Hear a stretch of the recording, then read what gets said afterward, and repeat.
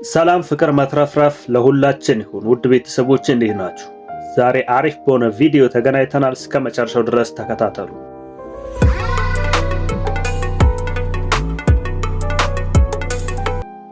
ድህነት መወገድ ያለበት የአእምሮ በሽታ ነው። በሽታ ማለት ምቾትን፣ ሰላምንና ሚዛንን ማጣት ማለት ነው። አብዛኛው ሰው ደግሞ እነዚህን በማጣት በስቃይ ውስጥ ነው የሚኖረው። ዙሪያህን ብትቃኝ በሁሉም የህይወት ዘርፎች፣ የንግድ አይነቶች፣ ሙያዎች ውስጥ ሀብትን የሚያገኙና የህይወታቸውን ግቦች የሚያሳኩ ሰዎችን ትመለከታለህ።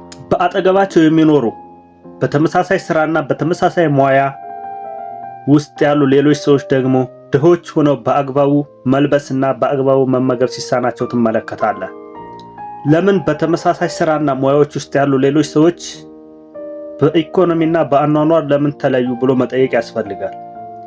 የተለያዩበት ምስጢር ይህ ነው። አመለካከታቸው አንደኛውን ሀብታም አንደኛውን ድሃ አድርጎታል። ስለዚህ አሁን የምትፈልገው ማወቅና ስለምትፈልገው ማሰብ ይጠበቅብሃል። በአጭር አማርኛ የዘወትር ሐሳብህ ስለ መትረፍረፍና ስለ ብልጽግና መሆን አለበት ማለት ነው።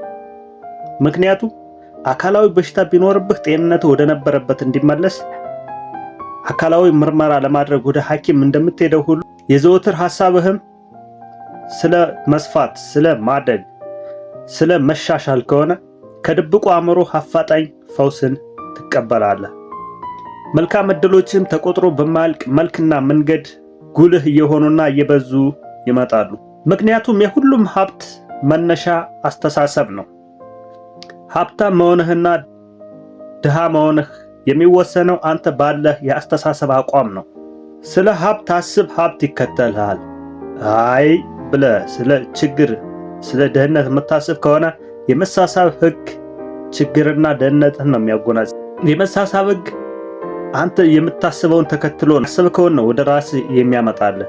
ስለ ሀብት ስታስብ ሀብታም የምትሆንበት መንገድ ያመጣልሃል። ስለ ድህነት ስታስብ ደግሞ እንዴት የበለጠ ድሃ የሆንክ እንደምትሄድ ነው የሚያመጣልህ። ስለዚህ ስለ ሀብት አስብ።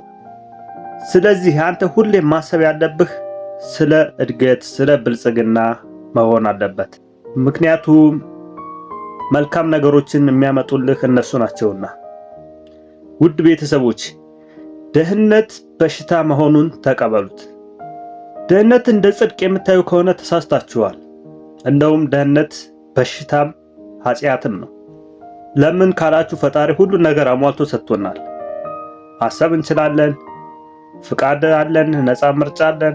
ስለዚህ ይህን ሁሉ ነፃ ነገር ተሰጥቶን ድሃ ሆነን ማለት ኃጢአት ነው። ስለዚህ አሁን ካለንበት ወጥተን ወደምንፈልገው ለመሄድ ማሰብ ያለብን ስለ ስኬት፣ ስለ ደስታ፣ ስለ መትረፍረፍ መሆን አለበት። ወስነን መነሳት ይጠበቅብናል። ውድ ቤተሰቦች ወስኑ፣ ተነሱ። አሁን ካላችሁበት ማንኛውም ሁኔታ መውጣት ትችላላችሁ እያልኩ ለዛሬ የነበረኝ ቆይታ በዚህ ጨርሳለሁ።